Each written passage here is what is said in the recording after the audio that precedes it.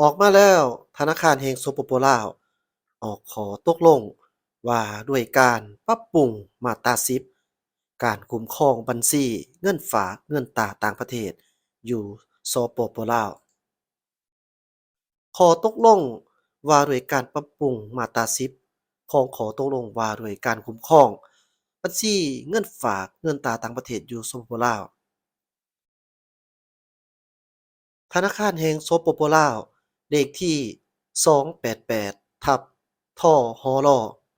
นครเวียงจันทน์วันที่3เมษายน2025ขอตกลงว่าด้วยการปรับปรุงมาตรา10ขอตกลงว่าด้วยการคุ้มครอง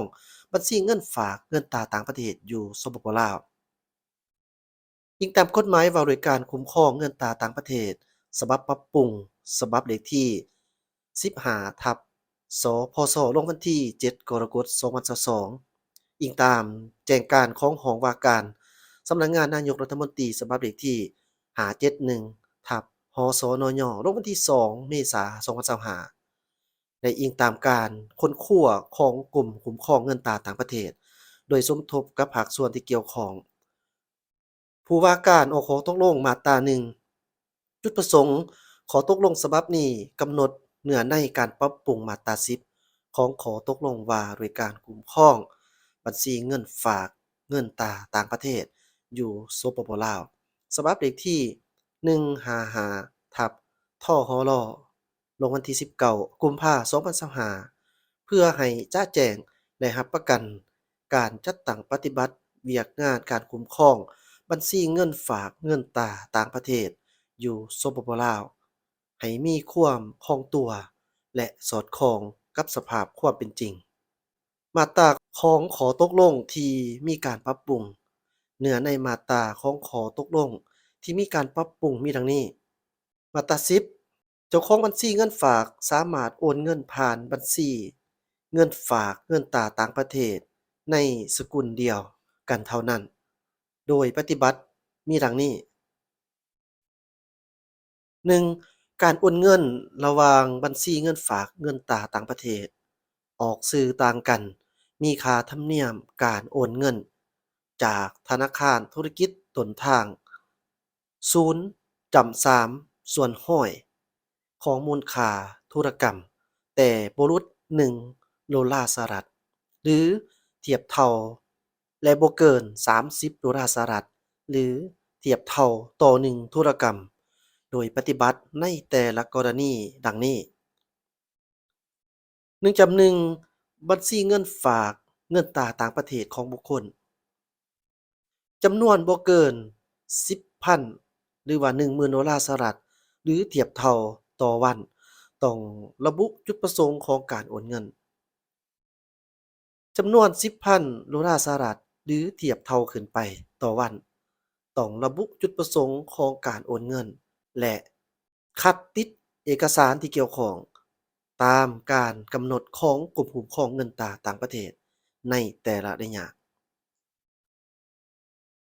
บัญชีเงินฝากเงินตราต่างประเทศของวิสาหกิจและการจัดตั้งจำนวนบ่เกิน$100,000หรือเทียบเท่าต่อวันต้องระบุจุดประสงค์ของการโอนเงินจำนวน$100,000หรือเทียบเท่าขึ้นไปต่อวันต้องระบุจุดประสงค์ของการโอนเงินและคัดติดเอกสารที่เกี่ยวข้องตามการกำหนดของกรมคุ้มครองเงินตราต่างประเทศในแต่ละระยะการโอนเงินระหว่างบัญชีเงินฝากเงินตราต่างประเทศมีค่าธรรมเนียมการโอนเงินตามการกำหนดของทางธนาคารธุรกิจในแต่ละกรณีดังนี้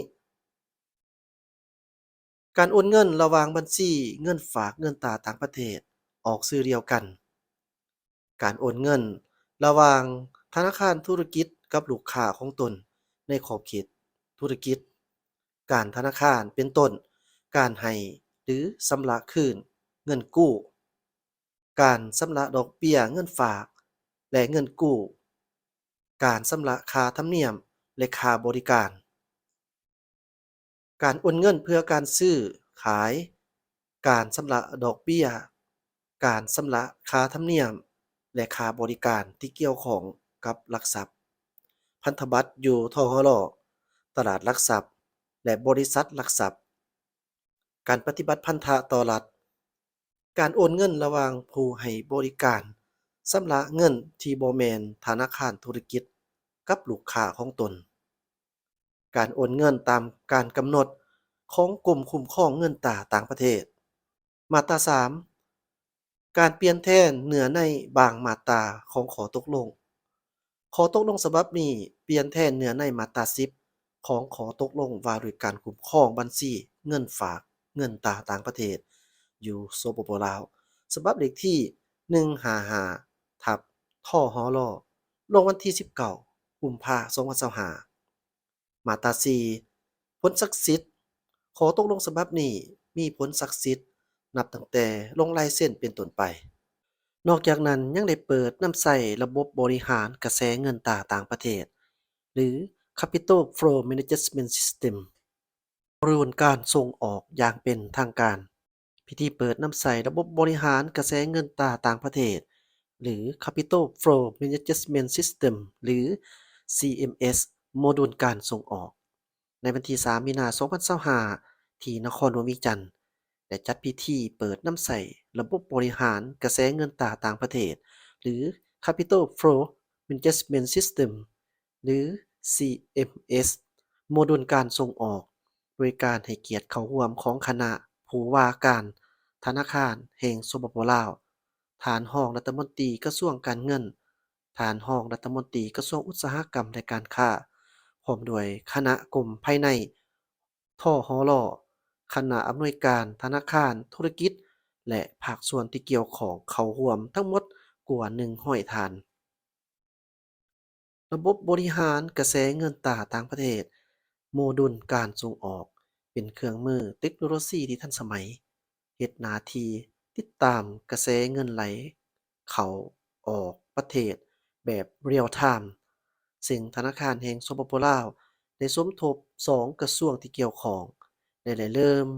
พัฒนาระบบดังกล่าวนับแต่ท้ายปี2023เป็นต้นมาเพื่อเป็นจุดร่วมศูนย์ สุดข้อมูลการนำเข้าส่งออกสินค้าการลงทุนและกระแสเงินตราที่ได้ถูกจัดเก็บและคุ้มครองอยู่แต่ละแขนงการที่ต่างกันให้มาโฮมอยู่จุดเดียวเพื่อความสะดวกในการวิเคราะห์เปรียบเทียบและจับข้อมูลค่าการส่งออกเทียบกับเงินตราที่โอนกลับเข้าคืนสปปลาว ระบบดังกล่าวเป็นระบบของธนาคารแห่งสปปลาว100%ได้ผ่านการทดลองตามการปฏิบัติข้อกำหนดทางด้านธุรกิจและข้อกำหนดทางด้านเทคนิคเพื่อ